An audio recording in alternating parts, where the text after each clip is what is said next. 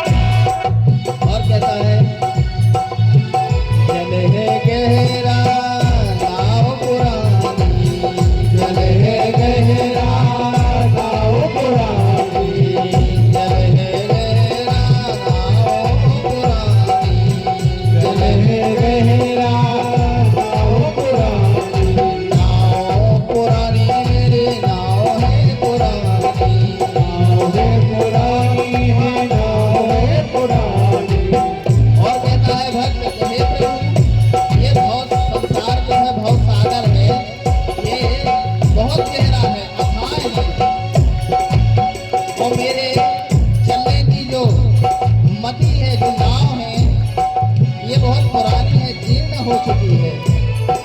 तो चलते चलते कहते हैं भक्त जल है गहरा नाव पुरानी, जल है गहरा नाव पुरानी, और बीच भंवर मत छोड़ना, हो बीच भंवर मत छोड़ना, बीच भंवर मत छोड़ना, हरि जी मेरी लागी लगन मत छोड़ना, हरि जी मेरी लागी लगन मत छोड़ना।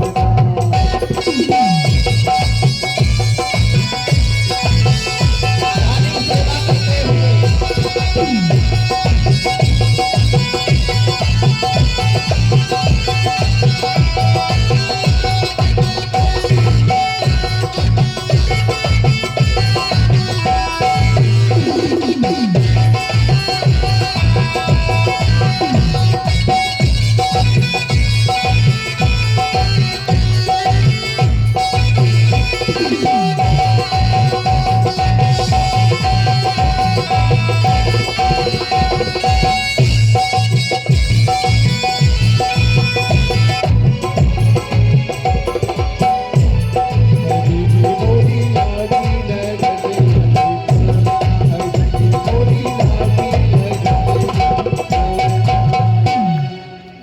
बोले वृंदावन बिहारी लाल की जय हो। हाथ ऊपर करके बोले वृंदावन बिहारी लाल की जय हो। ऐसे हमें पता लगे कि आप लोग बैठे हो। देखिए महाराज, जब हम उदास होते हैं, उदास हताश होते हैं, तब ऐसे बैठते हैं। कैसे उदास में कैसे बैठते हैं लोग, ये तो पता ही है आप लोगों को, है ना। यहाँ आप उदास थोड़ी हो यहाँ तो उमंग के साथ भगवान के भजनों में देखिए ताली बजाने से फायदा हमें नहीं हो रहा। जैसे पंडित जी लोग कहते हैं ना, ताली बजाइए राधे राधे बोलिए। भगवान स्वयं कहते हैं कि राधा राधा रटत ही सब बाधा मिट जाए, ओ कोट जन्म की आपदा श्री राधा नाम सो जाए। अरे एक बार राधा कहने से करोड़ों जन्म की आपत्ति दूर हो जाती है। इसलिए राधे राधे कहलवाते हैं। ताली बजाएंगे आप तो ऐसा शास्त्रों में लिखा है। देखिए कीर्तन, कीर्तन का अर्थ ही होता है अपने तन को लगाते हुए भगवान की यश वही कीर्ति का गायन किया जाए, वो है कीर्तन। अब ताली बजाओगे तो ये भी श्रम ही होगा ना, तन लगाना है आपका ताली बजाने से। तो भगवान के कीर्तनों में आनंद से उमंग से, ऐसे तो हम जब बैठते हैं भैया, जब हमारा 500-2000 का गिर जाए एक आए तो बैठते हैं। तो अब ऐसे बैठना है। बोलो वृंदावन बिहारी लाल की जय हो, जय श्री राधे जय। महाराज तो जब गोपी को बंद कर दिया, उसने प्रार्थना की, भगवान की योग माया ने तुरंत उस गोपी को वहां बुला लिया। लेकिन सब शरीर नहीं, शरीर तो उसका छूट गया वहीं पर, शरीर उसी कमरे में, और उसकी आत्मा सुसज्जित होकर भगवान के पास चली गई। उसी के साथ भगवान ने नृत्य किया। 5 साल का या 11 साल का लड़का बच्चा तो बालक ही कहलाता है कि नहीं? तो ध्यान देना, जो कई लोग व्यवहार ही में कहने लगते हैं अरे तुम तो कृष्ण कन्हैया हो रहे हो, तो उन्होंने रास भी रचाया, गोपियों के चीर हरण भी किए, परंतु उनकी एक आयु सीमा थी कि 4 साल के थे, तब उन्होंने गोपियों के वो वस्त्र चीर हरण किए थे, ये समझाने के लिए कि वो बिना कपड़ों के सरोवर में गंगा उसमें यमुना जी में स्नान कर रही थी। तो उन्होंने बतलाया था, चीर हरण करके बताया था कि महाराज कभी भी बगैर कपड़ों के स्नान नहीं करना चाहिए। क्यों नहीं करना चाहिए स्त्री और पुरुषों को? क्योंकि उसमें वरुण देव का वास होता है, जल के अधिदेवता है वरुण, और कोई पतिव्रता अगर स्त्री जल में बगैर कपड़ों के प्रवेश करती है तो उसका पतिव्रत भंग हो जाता है, फिर वो पतिव्रत नहीं कहलाएगी। क्यों ना कहलाएगी? क्योंकि पतिव्रत वो होती है जो अपने स्वामी के लिए ही समर्पण रहे। अब वो तो परपुरुष हो गए ना, वरुण देव जी परपुरुष हो गए, इसलिए माताओं को कभी किसी को भेंटना नहीं चाहिए, पूजा में हो या कहीं भी हो। तो महाराज ये शिक्षाएं भगवान ने हम मानव जाति के लिए दी हैं। भगवान ने रास भी किया है, महारास किया है, तो वो भी बताने के लिए। रास का अर्थ होता है एक जीव का परमात्मा के प्रति मिलन। गोपी जो है, गोपी शब्द स्त्रीलिंग पुरुषलिंग नहीं है। जैसे कहा गोपी, तो गोपी केवल माताएं बहनें लड़कियां औरतें वो बस नहीं कहलाती, गोपी पुरुष भी कहलाते हैं, क्योंकि गोपी नाम नहीं है, गोपी एक भाव है। आज भी आप जाएंगे महाराज तो वृंदावन में गोपेश्वर महादेव जी का मंदिर है। कथा आती है उसमें कि जब भगवान शंकर जी पहुंच गए थे ना महाराष्ट्र में औरत बनकर, तो महाराज आज भी वहां पे मंदिर है। तो गोपी एक पुरुष या स्त्री नहीं, गोपी भाव है। हम आप भी गोपी हैं, हमारे अंदर भी गोपी भाव, आपके अंदर भी गोपी भाव है, तो हम आप गोपी हैं, अलग थोड़ी ना है। तो जब वहां पर भगवान उसके पास उसको बुलाया तो उसके पास बैठ गए। तो जो और जितनी आई थी ना गोपियाँ ब्रजवांगना, उनको ये लगने लगा कि भगवान हमारे साथ नहीं बैठे, हम आगे आए थे, हमारे साथ नहीं बैठे, हम आए थे, ऐसा होने लगता है ना। वो कहने लगती ये तो अभी आई है। महाराज भगवान ने अपनी लीलाओं का प्रदर्शन किया तो जितनी गोपियां थे सबके साथ एक एक रूप बना के कृष्ण का और सबके साथ विहार कर रहे हैं। तुलसीदास जी कहते हैं कि भगवान को वही जान सकता है जो सोई जानई जेहि देह जनाई और जानत तुम्ही हो जाई। महाराज जो जानने की इच्छा करता है प्रभु को वही जान सकता है जैसे भगवान जनाना चाहें, और जो एक बार भगवान को जान लेता है वो फिर इस संसार का नहीं रहता। जानत तुम्ही हो जाई, जो तुम्हें जान जाता है ना प्रभु वो तुम्हारा हो जाता है। तो महाराज भगवान ने रास किया। कथा आती है कि निलंपतः प्रमेयो जन्यमाना अंजन्यः काश्चलोचनेभ्यथ तां वार्यमाणाः पतिभिः पितृभिप्राण बन्धुं गोविन्दपहर्तमानो न यत्कृतः। अरे गोविंद से मिलने के लिए वो गोपियां आई थीं तो भगवान ने उनका मनोरथ पूर्ण किया। और वो अब जब आ गए तो वहाँ पर राधा रानी को भी बुलवाया। अब वहाँ आए किस लिए थे? महारास का मतलब क्या होता है? जैसे आपको लगेगा कि क्या है ये रास, तुम्हारा रास के लिए तो हमारे ब्रज के जो संत हैं वो भी कतराते हैं, वो अपनी वाणी से बता नहीं सकते उसकी महिमा। रास का वर्णन 10 दिन में भी पूरा नहीं हो सकता। रास पंचाध्यायी, ये रास पंचाध्यायी 4 महीने में पूरा नहीं हो सकता। महाराज सुखदेव बाबा कहते न पारे हम चलितुम नयमा यत्र ते मनः। वहां पर जैसे ही भगवान पहुंचे और सभी गोपियां पहुंची तो अब भगवान बैठ गए, एक जगह बैठ गए, मुरली बजाने लगे। तो वो गोपियां क्या है आपस में ही उन्होंने जो लीलाएं की थी ना मधुर मधुराती, उन लीलाओं का मंचन कर रही हैं। कैसा मंचन? कि जैसे किसी ने कोई कार्य किया, रामलीला होती है, जैसे रामलीला में मंचन ही होता है कि भगवान ने क्या क्या किया वैसे ही वो बन जाएंगी। जैसे तो वैसे ही गोपियां, एक गोपी एक दिन पूतना बन गई, पूतना बन के डरवाने लगी, जैसे भगवान को डरा रहे थे। पूतना बनी गोपी को एक और गोपी बनी थी भगवान कृष्ण, तो वो मारने आ गई, उसको मार दिया। ऐसे अभिनय करती हैं। बाकी जो गोपियां हैं वो तालियां बजाती हैं। जो जितनी लीलाएं की थी, भगवान ने गिरधर को धारण किया तो वैसे ही ये गोपी गिरधर बन गई, भगवान कृष्ण बन गई, गोवर्धन उठा लिया। ऐसे जो लीलाएं की थी ना भगवान ने यमुना पुलिन पर, वो लीलाओं का मंचन कर रही हैं। ये है महाराज ये रास है कि वहां पर आई क्यों थी।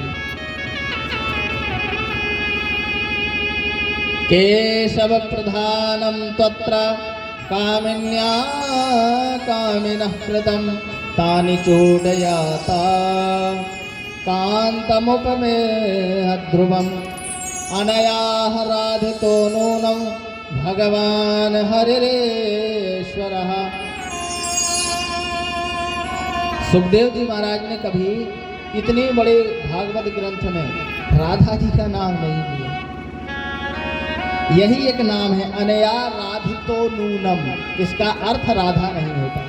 क्यों? क्योंकि राधा रानी उनकी स्वामिनी इष्ट हैं, और जब वो उनका नाम ले लेते अगर भागवत जी में तो उनकी समाधि लग जाती, और समाधि लग जाती महाराज तो बेचारा परीक्षित के पास तो 7 ही दिन का समय था, जिसमें 6 दिन हो चुके थे। इसीलिए वेदव्यास जी महाराज कहते हैं कि इसीलिए राधा नाम नहीं लिया। अगर राधा कह देते एक बार भी तो जो सुखदेव जी महाराज सुना रहे हैं ना परीक्षित को कथा, तो वो सुना ना पाते, वो अधूरा रह जाता, उसका उद्धार नहीं होता। यह अनयः राधितो नूनम भगवान हरिरेश्वरः। और ये राधा जी कौन है? ये राधा जी कौन है? एक गोपी ने कहा कि तुम्हारी और राधा जी की शादी क्यों ना हुई, रुक्मणी जी के साथ क्यों हुई? तो भगवान ने कहा कि शादी किसके साथ होती है, किनकी होती है, शादी किनकी होती है? बोले एक महिला और पुरुष की शादी होती है। बोले हाँ। बोले तो भगवान ने कहा 2 लोगों की शादी होती है ना? कहा बिल्कुल। कहा कि जब 2 हों तब ना। राधा और कृष्ण अलग अलग थोड़ी हैं। सुखदेव जी महाराज ने संस्कृत में श्लोक लिखा है कि एक ज्योतिर्भवेत् द्वेधा राधा माधव रूपिणम। अब ध्यान देना कैसे अलग अलग नहीं है। जैसे महाराज समुद्र है उसमें जल भरा है, हवा चली तो उसमें क्या होती हैं? लहरें आती हैं। आती हैं कि नहीं? पानी में कहीं भी लहरें आती हैं। तो अब बताओ लहर क्या पानी से अलग होगी? अब यहाँ भटिया में तो लहर आने न लगेगी भाई, पानी में आएगी लहर तो उसको पानी से अलग थोड़ी माना जाएगा। दीपक और ज्योति है, ज्योति और ज्योति का प्रकाश है मान लीजिए। अब बताओ नाम 2 अलग हो गए ना, ज्योति और प्रकाश हो गए नाम 2। परंतु अब बताओ ज्योति के अलावा प्रकाश हो सकता है दीपक का, या प्रकाश से अलग होकर ज्योति रह सकती है? ऐसे ही महाराज अनेकों उदाहरण हैं। ऐसे ही भगवान एक हैं, राधा जी भी एक हैं और कृष्ण जी भी। ज्योति एक है, एक ज्योतिर्भवेत् द्वेधा राधा माधव रूपणम। जो एक ज्योति है उसके 2 रूप हमें दिखलाते हैं। इसलिए भक्तों से राधा जी से अनन्य प्रेम करते हैं भगवान। वृंदावन बिहारी लाल की जय हो। तो महाराज इधर जब रास हो रहा था एकदम से भगवान बैठे थे, वो अपना मंचन कर रही थी। एकदम से महाराज भगवान विलुप्त हो गए, ना देखे कन्हैया उनको। सबके साथ जो अपने अपने साथ थे सबके लुप्त हो गए। तो वो एकदम से देखने लगी कि कहाँ गए कहाँ गए। देखने लगी तो उनको महाराज थोड़ा दूर जाकर उनके पद चिन्ह मिले। तो वो देखती देखती कि अरे यहाँ से गए हैं, हम सबको छोड़कर उस गोपी के साथ चले गए हैं। भगवान हमें छोड़कर गई जाती हैं। तब देखा उन्होंने कि अंगुली वहां से पहले 2 लोगों के निशान थे, फिर आगे जाकर एक ही ठाकुर जी के चरणों के भर चिन्ह दिखे। तो उन्होंने कहा कि देखो तो यहाँ से पैदल लगवाते गए हैं और यहाँ से उनको उठा लिया है। तब तो भगवान के भर पद चिन्ह मिल रहे हैं।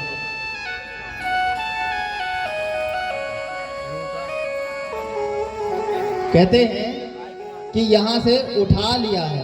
गोपियां उदास हो गईं। आगे जाकर देखा तो गोपियों ने जब भगवान की प्रार्थना की तो भगवान पुनः उनके पास सबके पास दिखने लगे। बड़ा धन्यवाद किया। तो गोपियों ने भगवान से कह दिया, कहती हैं गोपियां, एक ही शब्द कहूंगा कि हमें रास्तों की जरूरत नहीं है, हमें तेरे पैरों के निशान मिल गए हैं। हमें रास्तों की जरूरत नहीं है, हमें तेरे पैरों के निशान मिल गए हैं। तो महाराज गोपियों के भाव को समझकर भगवान ने ये लीला की। बोले भक्त वत्सल भगवान की, वृंदावन बिहारी लाल की। और फिर से भगवान ने महाराज के लिए आमंत्रित किया। और कहते हैं सुखदेव जी कि उसी महाराज के मध्य में जब इन्होंने आमंत्रण देवी देवताओं को, पहले गोपियों को किया था फिर सभी देवी, तो महाराज सभी देवियों को आना था। तो मैया पार्वती जी जाने की तैयारी कर रही थी कैलाश पर्वत पर। तभी महादेव ने पूछा कि देवी तुम इतना सज धज के कहाँ जा रही हो? तो माता ने कहा कि आज ब्रज में हमारे प्रभु महारास लीला करने वाले हैं, तो हम वहाँ जा रहे हैं, हमको बुलावा आया है। तो भगवान ने कहा कि तुम देवी प्रभु के दर्शन के लिए जा रही हो, हमें भी लेते चलो। तो कहा नहीं, वहाँ पर पुरुषों को जाना वर्जित है, केवल स्त्रियों को बुलाया है। वहाँ पुरुष तो केवल एक ही है, वो है साक्षात ईश्वर। तो कहा कि कैसे भी उपाय करके लेते चलो, हमें अपनी सहेली बना लो, हम ओढ़ लेंगे। तो महाराज कहने का भाव ये है, उन्होंने कहा कि चलो भाई, जब उन्होंने कहा तुम्हें और कोई को तो बना भी देंगे, साड़ी पहना भी देंगे, तुम्हें तो तुम्हारा अलग से चंद्रमा दिखेगा, जूता दिखेगा, तुम्हारा तो बेसही, और ज़्यादा तो ज़्यादा तुम नृत्य करने लगे तो फिर और बिगड़ जाएगी बात। कहा नहीं, हम संभाल लेंगे। कहने का भाव ये है कि भगवान को भी वहाँ पर स्त्री बनकर और माता जी ले गई। और भगवान जब नृत्य कर रहे थे तो वहाँ पर उनके ऐसा एक भजन है, परंतु अब कथाएं बहुत हैं, तो जब उनके सर से सारी सरक गई तो भगवान जब नृत्य करने लगे तो भगवान हंस गए कि अरे प्रभु आना था तो ऐसे ही आ जाते आप, ये साड़ी पहनने की, जूता बनाने की क्या आवश्यकता थी। और वहीं पर गोपेश्वर महादेव जी का आज भी ब्रज में, वृंदावन में मंदिर है। बोलो गोपेश्वर महादेव के। तो महाराज ऐसी कहते हैं कि वृंदावन के रास में पहुँचे गए हैं महेश, और मिल सखियन के झुंड में कर गोपे को वेश। नारायण ब्रज भूमि को सुरपति नावत माथ, यहाँ आए गोपी भय श्री गोपेश्वर नाथ। यहाँ आए गोपी भय श्री गोपेश्वर नाथ। महाराज ऐसी भगवान ने लीलाएं की। सुखदेव जी महाराज कहते हैं कि परीक्षित, एक बार समस्त ब्रजवासी जो थे, ब्रजवासी वो गोविंद के साथ अंबिका बन गए, अंबिका बन गए, जहां पर उनको पूजा करनी थी। देवी माँ की खूब उन्होंने वहां जाकर पूजा की। तभी महाराज पूजा में कुछ लोग, कुछ ग्वाल जो थे वो इधर उधर घूमने लगे। तभी उन्होंने एक अजगर को पड़ा देखा जो विशाल काय था, और महाराज वो अजगर बहुत बड़ा था और मुंह खोले ऐसे पड़ा था वहीं पे। तो बहुत विशाल का अजगर था। तो उन्होंने, बालकों ने देखा, ग्वालों ने कहा ये क्या है भैया, कितनी अच्छी गुफा है, वो मुंह खोले था। तो उन्होंने कहा अरे बड़ा अच्छी गुफा है, कहा चलो देखते हैं। तो उसमें ग्वाल बाल अंदर जाने लगे, और जब महाराज उन्होंने उसके मुंह के अंदर उसने पैर रखा तो उसकी जीभ जो थी वो उन्हें मुलायम लगी। तो उन्होंने कहा अरे वाह, कितना अच्छी व्यवस्था है, यहाँ तो चलने के लिए भी बढ़िया नरम है। तो जब वो जाने लगे, जब ग्वाल अंदर हो गए तो महाराज जब वो सांस ले रहा था तो अंदर से गर्म हवा निकल रही थी। तो ग्वालों ने कहा, बालक थे, तो उन्होंने कहा देखो कितनी अच्छी, अंदर तो और गरम गरम हवा आ रही है, बढ़िया व्यवस्था है, यहाँ संत महात्मा तपस्या करते होंगे। जब वो जैसे ही मुंह के अंदर गए तो उसने मुंह बंद कर लिया अजगर ने।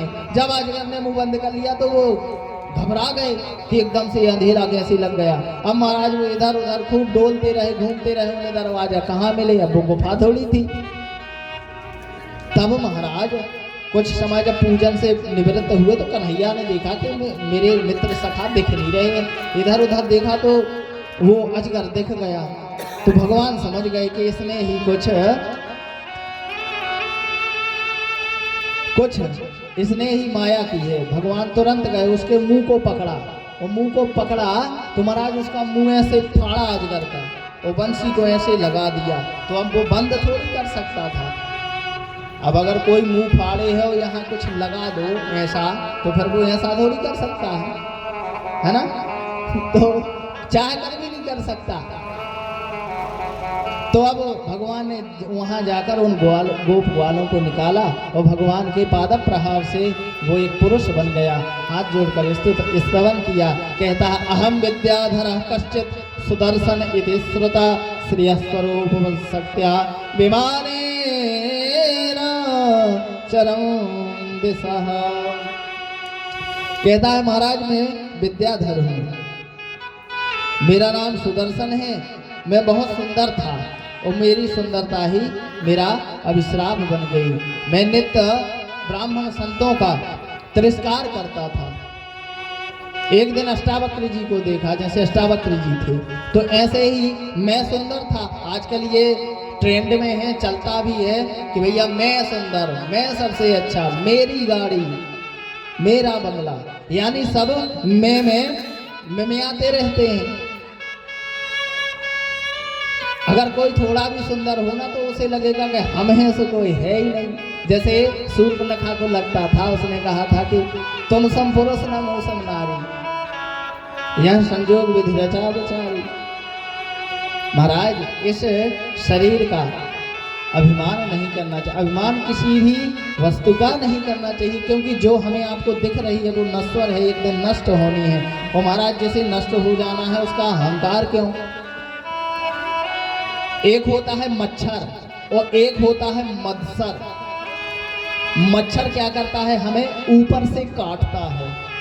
मच्छर ऊपर से चमड़ी में हमारे शरीर को काटता है ना मच्छर। और जो मत्सर होता है वो अंदर से काटता है। अंदर से कैसे काटता है? अरे भैया ये इनने घर बनवा लिया, इतना शानदार 2 मंजिल घर बनवा लिया, मतलब बनवाया उन्होंने, मेहनत उन्होंने की, उन्होंने परिश्रम किया। मत्सर तुम्हें काट रहा है कि बनवा कैसे लिया, इनको लगता है कुछ मिल गया। अरे भैया मिल गया होगा, मतलब वो उसका देख के परेशान है, खुद का दुख नहीं है, दूसरों का देख के परेशान है ना, कि ऐसे से ऐसा हुआ तो हुआ क्या। अरे भैया तुम भी करो तो तुम्हारा भी हो जाएगा। अब तुम जैसे देख कर आए, तुम्हें वही लगा कि अरे भैया उनका तो बढ़िया गाड़ी भी आ गई है ना, फॉर्च्यूनर गाड़ी आ गई, 2 मंजिल घर, और चर्चा करने लगेंगे लोग। अरे यार सही कह रहे हो भैया, अभी 4 साल पहले उनके पास था ही क्या? 4 साल पहले कहो कहने लगे कि हमसे उधार ले रहे थे, अभी तक दिया भी नहीं, इनको कुछ मिल गया इसलिए इनका ये हो गया। परंतु आप उस व्यक्ति के परिश्रम को नहीं सोच रहे कि इसने क्या किया होगा, तभी तो इसके पास आया। वही सोच के परेशान है। दूसरों के दुख से ज्यादा परेशान है लोग, अपने दुख से कम परेशान हैं। किसी किसी को दुख होगा, दूसरे के सुख को देखकर लोग परेशान रहते हैं। मत्सर होता है, ये अंदर से काटता है महाराज। तो उसने उस अजगर ने कहा कि मुझे भी अपनी सुंदरता पर अभिमान था, इसलिए मुझे एक दिन श्राप दे दिया। मैं हंस गया था देखकर, तो मुझे श्राप दे दिया कि जा तू अजगर बना पड़ा रहे। और आज आपकी कृपा से मेरा उद्धार हो गया है। बोलिए वृंदावन बिहारी लाल की जय। तो महाराज भगवान ऐसे करुणा करते हैं, परंतु हृदय में विशुद्ध प्रेम होना चाहिए। कहते हैं सुखदेव जी महाराज, निशामते समादत्ता वसुदेव जिह्वांशयः निवारितो नारणे देवेन तत्सुतो मृत्युमामनः। अब महाराज कथा आती है कि इधर जब इसने इतने दैत्य भेजे थे कंस ने, फिर भी नहीं मार पाया कोई। जब नहीं मार पाया कोई तो इसने फिर से एक अरिष्टासुर नाम के दैत्य को भेजा कि अभी वो तो मरा नहीं, जो ज्यादा था भगवान को मारने और कन्हैया को मारने, वो लौट के नहीं आता था, क्योंकि उसका वहीं उद्धार हो जाता था। तो भैया उन्होंने कहा कि कोई लौटता ही नहीं है, बता ही नहीं रहा कि कितना बलवान है वो बालक। ये पूतना को भेजा, घासुर बकासुर, तृणावर्त सकटासुर इतनी देवतियों को भेजा, जो लौट कर ही नहीं आए, इतने प्रतापी। तो इसने अरिष्टासुर को भेजा, ये बैल बनकर गया और भगवान को मारने के लिए दौड़ा। तो भगवान ने सींग पकड़कर और मरोड़ के इसका भी उद्धार कर दिया। अब महाराज जब अरिष्टासुर भी मारा गया, तब देवर्षि नारद जी मथुरा पहुंचे नारायण नारायण करते हुए। इसके पाप का घड़ा क्योंकि भर रहा था धीरे धीरे। अब जब वो पहुंचे तो कंस ने कहा कि महाराज देवर्षि आइए, उनका आवाहन किया और बिठाला, चरणों को धोया और फिर कहा, नारद जी ने कहा क्यों भैया राजा आप उदास क्यों हो? बोले महाराज एक ब्रिज में हमारा दुश्मन है, शत्रु है। बोले अच्छा? बोले मैंने इतने बड़े बड़े देवतियों को भेजा, कोई वापस नहीं आया। अब वापस नहीं आया महाराज, तो कहते हैं कि सुनो तुम एक काम करो, ऐसे में तो वो बहुत खतरनाक है, हमने भी सुना है। नारद जी ने कहा कि वो बहुत खतरनाक है, तुम एक काम करो, कोई ऐसा कार्यक्रम रखो अपने यहाँ और सबको निमंत्रण भेजो, साथ में उसको भी निमंत्रण भेजो। तुम्हारे भेजे हुए दैत्य वापस तो आते नहीं है, इसलिए तुम ना जाओ, अब ना भेजो किसी को, तुम ही उसको यहाँ बुलाओ। कोई कार्यक्रम का बहाना करो, यहाँ कार्यक्रम रखो, मेले का आयोजन करो, यहीं निमंत्रण दो कि भैया आओ, और यहीं आए तो तुम छोटा सा तो है ही है, उसे पकड़ के हो मार डालना। कहा हाँ ये सही बात है। तो नारद जी ने कंस को युक्ति बताई, तो कंस ने बढ़िया तुरंत ढिंढन घोष करवा दिया, मेले के आयोजन के लिए ढिंढन घोष करवा दिया पूरे मथुरापुरी में। और साथ में मल्ल युद्ध का भी कार्यक्रम रखा, बढ़िया आपने पराक्रमी योद्धाओं को तैयार किया। और महाराज अब उसने ये युक्ति सोची कि वो जानता होगा, मैं कहूँगा कि कंस ने बुलवाया है तो वो जान जाएगा, ना आए कहो तो एक काम करते हैं कि ये जिसके साथ आएगा उसी को भेजते हैं। तो इसने क्या किया, अक्रूर जी को बुलाया कि अक्रूर जी हैं जो कृष्ण और बलराम को यहाँ ला सकते हैं, इनके साथ आ जाएंगे क्योंकि ये रिश्ते में चाचा लगते हैं। तो जैसे ही अक्रूर जी को बुलवाया, तो अक्रूर जी जैसे ही आए तो कंस को प्रणाम किया और कहा कि राजन क्या आदेश है।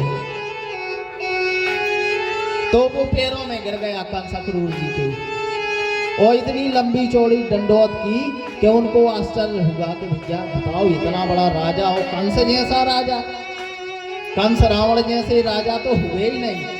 और कहा कि भैया ये हमको लौट के प्रणाम कर रहा है, कुछ ना कुछ नवल नीच की अति दुखदाई। सांप अगर झुकता है ना तो काटने के लिए झुकता है, अगर आपसे बड़ा कोई आपसे हर वस्तु में संपन्न है, वो अगर वो आपको भैया जी कह रहा है तो सोच लेना कि इसका बहुत बड़ा काम हमसे है। नहीं तो महाराज आज के जमाने में गरीब को पूछता कौन है बताओ। तो बड़ों का झुकना खतरनाक होता है। हमारे आपके यहाँ आकर मान लीजिए कोई बड़ा उदाहरण बता रहा हूँ, जैसे कोई मुख्यमंत्री है और वो अगर हमारे आपके घर आ जाए, घर में आके वो खाट पे बैठ जाए तो हमें आश्चर्य नहीं होगा महाराज, वो आएगा ही क्यों। तो बड़ों का झुकना खतरनाक होता है। आज ही अक्रूर जी समझ गए कि इसका कुछ लंबा चौड़ा है हमसे, इसका। तो इसने कहा कि बताइए राजा। तो उसने कहा कुछ नहीं, तुमको वृंदावन जाना है और वृंदावन में सबको निमंत्रण कर देना है और खासकर हमारे भांजों को ले आना है। बहुत दिन हो गए देखा ही नहीं हमने, साथ ही में ले आना है। अक्रूर जी समझ गए, बोले हाँ यही यह था, कृष्ण और बलराम को लाना। वो सारा षड्यंत्र समझ गए, अब परंतु कह नहीं सकते थे, मना तो कर नहीं सकते थे। उन्होंने कहा कि ठीक है, प्रणाम किया और रथ सजाया और चल दिए महाराज। और जब रथ सजाया और चल दिए तो कहते हैं मनोरथान करोच्योच्चैर जनो देव हतानपि युज्यते हर्षकोशाभ्याम तथाप्याज्ञा करोमि ते। और महाराज उन्होंने रथ सजाया,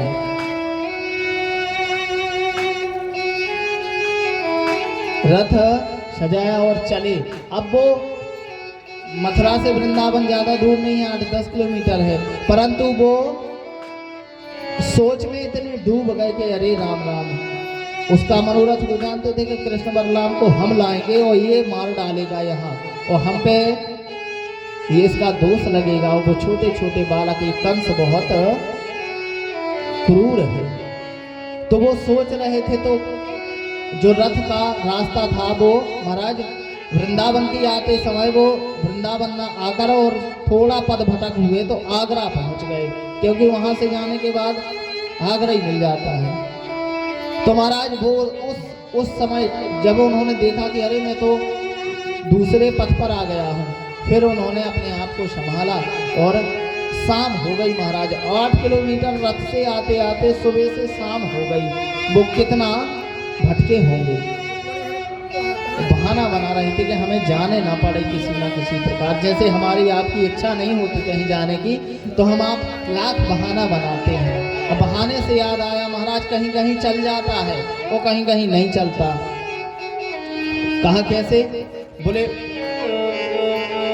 एक दिन क्या हुआ, एक पंडित जी थे तो भागवत कर रहे थे। अब भागवत कर रहे थे महाराज, तो श्रोतागण आते थे। तो एक दिन एक बूढ़ी माता जी ने, उसके लड़के बाहर रहते थे, वही बस रहती थी, तो उन्हें निमंत्रण कर दिया। अब महाराज निमंत्रण किया जब, तो वो वृद्धा थी। तो महाराज जी ने कहा हाँ माता जी, हम शाम को आएंगे भोजन करने के लिए। इसने बढ़िया सुंदर पकवान बनाए, सब कुछ बढ़िया। अकेली थी बेचारी, तो महाराज आए और महाराज आकर बैठ गए। अब महाराज बैठ गए तो उसने थाली लगाई, थाली में सब कुछ रखा और रख के वो पापड़ जिस प्लेट में रखे थे वो रखना भूल गई। पापड़ सब कुछ उसने परोस दिया, पापड़ की थाली दूर रखी थी तो वो भूल गई। अब महाराज की भी देखो, थाली में उतना सब रखा है। कहने का अर्थ बता रहा हूँ, ये महाराज तो ठीक है, परंतु हम आपकी ये व्यथा है कि उतना सारा भोजन रखा है, लेकिन अब उनकी नियत पापड़ पे जाए। अब 2 कौड़ी की ऐसी चीज, कोई 2 कौड़ी की हमें बहुत महंगी मिल जाए तो कोई बात नहीं, 2 कौड़ी की ना मिले तो कहो उसमें हमारा मन लटका रहे। ऐसा ये महाराज भोजन तो करने ही वाले थे, तो कहने लगे, भोग लगाया उन्होंने और तुरंत कहने लगे माता जी आज आपकी कृपा से आपके दर्शन हो गए। बोले अरे महाराज की ऐसी बात कर रहे हो आप? वो बैठ गई, पंखा डुलाने लगी महाराज को। बोले महाराज अहोभाग्य तो हमारे के हमें आपके दर्शन हुए। बोले नहीं नहीं माता जी। बोले क्यों? बोले हम रास्ते में आ रहे थे, तो आ ही रहे थे, रास्ते में इतना लंबा सांप मिला हमको और हमारा पैर रखते रखते बिल्कुल बच गया। बोले अच्छा? बोले बहुत लंबा। बोले कितना लंबा था महाराज? बोले यहाँ से लेकर वहाँ उस पापड़ की थाली तक। तब उसको याद आया कि अरे महाराज मैं पापड़ रखना भूल गई। तो कभी कभी चल जाता है बहाना और कभी कभी नहीं भी चलता है। अब नहीं कैसे चलता है कि एक लोग के यहाँ आए रिश्तेदार, जैसे हमारे आपके यहाँ आ जाते हैं, तो पति पत्नी थे दोनों और वो थोड़ा आलसी टाइप के थे, तो उसके यहाँ रिश्तेदार आ गए। अब 4 दिन हो गए, 6 दिन हो गए, 8 दिन, वो जाने का नाम ही ना ले गए रिश्तेदार। तो एक दिन पति पत्नी ने कहा कि ये कब जाएंगे, जाने का नाम ही नहीं ले रहे, रुक के ही रह गए। तो उन्होंने कहा एक काम कर, कल तू भोजन ही ना बनाना। तो बोले कैसे ना बनाऊंगी? तुम्हें ना बनाऊंगी तो ना बनाऊंगी, रिश्तेदार को तो बनाना पड़ेगा। बोले नहीं। बोले कैसे? बोले हम तुम लड़ जाएंगे, लड़ पड़ेंगे, झगड़ा कर लेंगे, तू कह देना कि जाओ नहीं बनाना भोजन। तो उन्होंने कहा ठीक है। तो दोनों जैसे ही रिश्तेदार आया तो कहा कि क्यों महाराज? वो दोनों लड़ने लगे, अरे तू ऐसा नहीं करती, तू ऐसा नहीं करती। वो अलग अपना जो शस्त्र रहते हैं औरतों को वो फेंकने लगी एक दूसरे के ऊपर। तो महाराज जब अभी ये देखा उस मेहमान ने, तो मेहमान ने कहा ये तो गड़बड़ है। लास्ट में उसने मेहमान के साथ में कहा कि जाओ अब हमसे कुछ ना बोल रहा, अब हम भोजन भी ना बनाएंगे, रसोई भी बंद। उसने भी, अब वो तो जानता था कि ऐसे ही लड़ रहा है, उसने कहा कि तू, जैसे कहने लगते हैं कि तू अगर सही में हो ना तो नहीं बनाना, तो अब और नहीं बनाना। अब मेहमान ने सोचा कि भैया इन्हीं का झगड़ा हो गया है। राधे राधे। तो महाराज अंकित भैया बैटरी दूसरी लगा लो। तो महाराज क्या हुआ कि अब वो मेहमान ने कहा कि चलो ठीक है, तो अब सही में ना भोजन बना, दोपहर हो गई। तो मेहमान ने सोचा कि चलो अब निकल जाना चाहिए। उसने थैला उठाया और निकल गया घर से। तो इन्होंने समझा कि अब चलो ठीक है, रिश्तेदार चले गए। अब पति ने कहा कि तू क्यों अब क्यों नहीं बोल रही, अब शांत बैठी है। तो कहती है अब तुम ही तो लड़ रहे थे। तो उसने कहा झूठा ही मैं तो कहा था, कौन सा सही कहा था, झूठा ही मूठ तो लड़ रहे थे। तब महाराज ऐसा कह रहे थे, तब तुरंत फिर से मेहमान वही आ गया लौट के, बोले हम भी झूठा ही में गए थे, कौन सा सच में गए थे। ज्वर जुखाम और पा होना, ज्वर जुखाम और पा होना, इनकर एक उपाय, लंघन दे दो तान के, फिर न वापस आए। 3 चीजें होती हैं। जैसे बुखार हुआ, पहले के जमाने में हम तो नाम ही भर जानते हैं कि लंघन क्या कहलाती है। तो महाराज एक तो बुखार हुआ, ज्वर और जुकाम हुआ, कहने नहीं लगते लोग कि रात में नहीं खाना और शक्कर खा के सो जाना, तो वो जुकाम ठीक हो जाएगा। ओ पा होना, रिश्तेदार वाकई में अगर खाने को ना मिले तो वो काहे को रहेगा। तो महाराज बहाने से कभी कभी काम चल भी जाता है और कभी कभी नहीं चलता। एक लोग और थे ऐसे ही, तो उन्होंने, वो कंजूस थे, उनके यहाँ भी रिश्तेदार थे। तो उन्होंने कहा कि शाम भोजन वोजन किया, अब शाम के लिए पूछने के लिए दोपहर में उनकी पत्नी ने बेटे को पूछा कि जाओ बेटा पापा से पूछा और रात में क्या बनेगा, दाल काहे की बनेगी, सब्जी का कैसा। तो महाराज वो बालक गया, बेटली बसा बदलने, बालक गया। तो उस बालक ने पूछा कि पिताजी शाम के खाने में क्या बनेगा, दाल क्या बनेगी, रोटी क्या बनेगी। तो उसने कहा कि बताओ। उसने कहा शाम को फिर भोजन। कहा हम क्या राक्षस हैं क्या। अब बताओ, जब उसने कह दिया कि शाम को फिर भोजन, वो कहने लगा अभी तो करे थे सुबह भोजन, शाम को फिर भोजन करेंगे, हम क्या राक्षस हैं क्या। वहीं बैठा था मेहमान, कहा हमें तो नहीं करना, इनसे पूछ लो। अब बताओ, वो मेहमान अगर कह देगा कि शाम को हम खाएंगे तो यानी कि वो राक्षस हो जाएगा, कौन कह देगा। तो उसने भी कह दिया नहीं, इच्छा नहीं है। तो महाराज ये बहाने का कि कभी कभी बहाना चल भी जाता है, और कभी कभी आज अक्रूर जी का बहाना नहीं चला, उनको जाना ही पड़ गया। अब पहुंचे वहां पर तो बढ़िया उनका स्वागत किया। किम मया चरितम भद्रम किम तप्तम परमं तपः किम बाथार्भ्यते दत्तम यत्रस्याम्यद्यकेशनम। सबसे पहले उनको भगवान मिले, कन्हैया खेलते हुए मिले तो वो पहचान गए। पहली बार देखा था तो कहा चाचा जी प्रणाम। उनकी छवि को देखते ही रह गए महाराज, देखते ही रह गए। नंद भवन पहुंचे और वहां पर उन्होंने कहा नंद बाबा से कि हम यहाँ महाराज कंस के द्वारा भेजे गए यहाँ आए हैं और वहाँ पर मेले का आयोजन हो रहा है, तो ये बालक भी देख आएंगे तो लेने आए हैं इनके लिए। तो महाराज इतना भरोसा करते थे वो अक्रूर जी पर। नंद बाबा ने कहा ठीक है तुम्हारे ही बालक हैं, ले जाओ। बोले कल ले जाएंगे। बोले ठीक है। महाराज जो ये मेले की बात लीक हुई तो एक गोपी वालों को भी पता चल गई, तो उन्होंने कहा अरे मथुरा में मेला लगा है, जैसे यहाँ पे नहीं लोग कहना पिपरिया में चंडी लगी है, तो लोग जाने लगते हैं। भले उसमें वो गन्ना मिले और वो फुग्गा और चाट आट धूल वाली, परंतु जाते तो सभी हर साल जाते। तो ऐसा ही मेले का नाम सुन के सब तैयार हो गए। अब लेने तो वो इन दोनों को आए थे अक्रूर जी, अब वो भी तैयार हो गए। परंतु भगवान ने कहा, कन्हैया ने कहा कि ठीक है आप लोग भी चलना, परंतु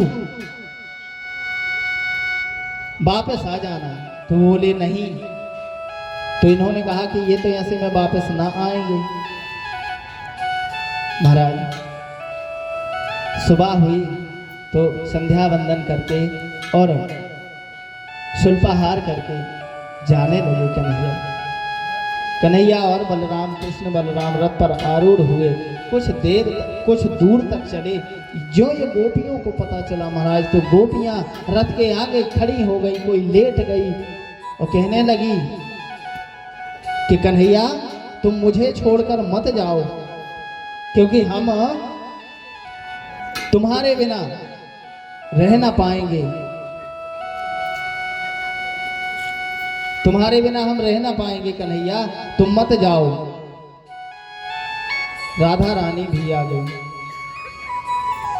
और कहने लगी, क्योंकि तो भगवान ने कहा कि नहीं नहीं हम परसों आ जाएंगे, आज जा रहे हैं कल मेला देखेंगे, परसों तक आ जाएंगे।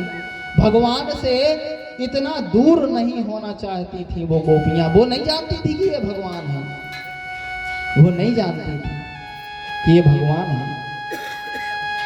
तो महाराज उनसे अलग नहीं होना चाहती थी। राधा रानी भी आ गई और तब भगवान ने समझाया कि हम परसों आ जाएंगे। बड़ा ही सुंदर भाव उन गोपियों का तब समझाते हैं। कहते हैं कि राधा जी आप तो इस सृष्टि का ही आधार हो। राधा को उल्टा करोगे, राधा राधा राधा राधा राधा राधा बोलोगे तो आधार आ जाएगा, क्योंकि इस संसार में केवल आधार जो है वो स्वयं राधा है। आप बोल के देख लेना, बार बार बोलोगे राधा राधा राधा राधा राधा राधा राधा राधा राधा राधा, तो धारा आ जाएगी। और धारा को जब आप बोलोगे तो आधार आ जाएगा। जो भगवान श्री कृष्ण और श्री राधा जी के प्रेम की अविरल धारा है महाराज, वो आधार है हमारे जीवन का। कहते हैं भगवान कि सारी दुनिया है दीवानी, सारी दुनिया है दीवानी, राधा रानी आपकी। सारी दुनिया है दीवानी, राधा रानी आपकी। सारी दुनिया है दीवानी, राधा रानी आपकी। सारी दुनिया है दीवानी, राधा रानी आपकी। राधे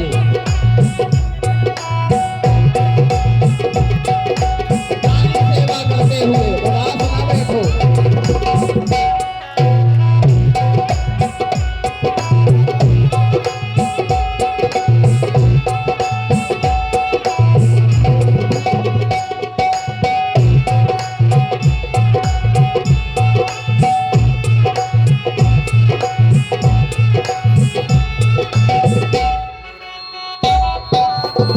हरि बोल।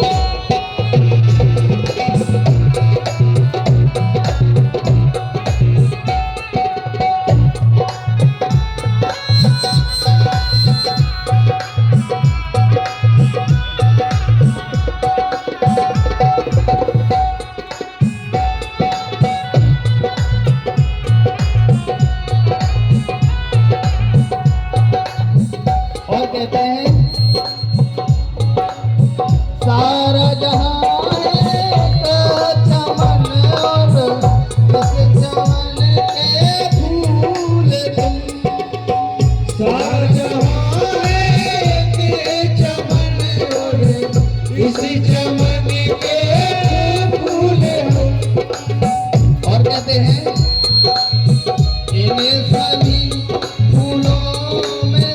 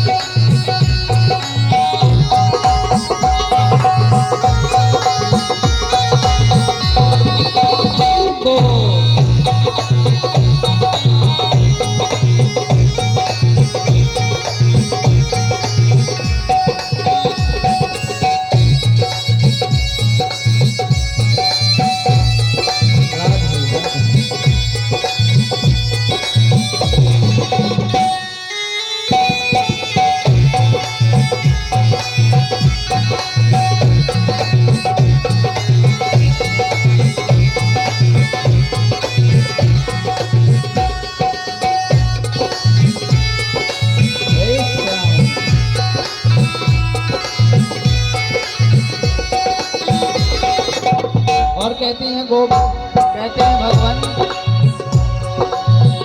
जैसे गंगा और यमुना की धारा बहती भूमि पर, जैसे गंगा और यमुना की धारा बहती भूमि पर, जैसे गंगा और यमुना की धारा बहती भूमि पर, और वैसे ही बदली है ममता, वैसे ही बदली है ममता राधा रानी आपके, सारी दुनिया दोनों हाथ ऊपर करके राधा रानी आपकी, सारी दुनिया है दीवानी राधा रानी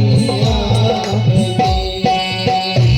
सारी दुनिया है दीवानी।